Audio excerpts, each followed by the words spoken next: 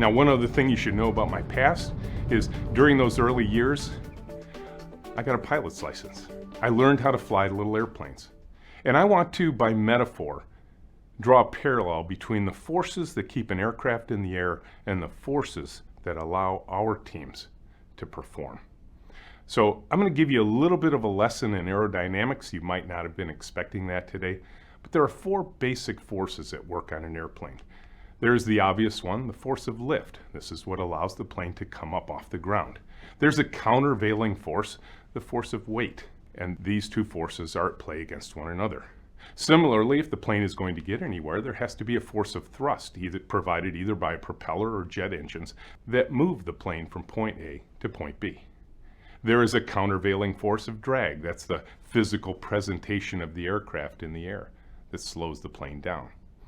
All of these forces are at work on an airplane. I will suggest to you similar forces are at work on human teams. There is the lift of human energy in our teams. The weight of that bureaucracy that I was talking about earlier. There is the thrust of purpose, which I'll go into in depth later on, and the drag of fear that holds us back.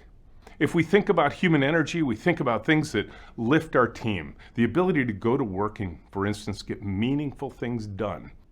The weight of bureaucracy, the meeting load, the delays, the waiting for things, the contemplation, the thrust of an externally focused purpose that often drives human teams beyond anything else, and the drag of fear that happens through micromanaging, through annual performance reviews, through bosses that raise eyebrows at meetings.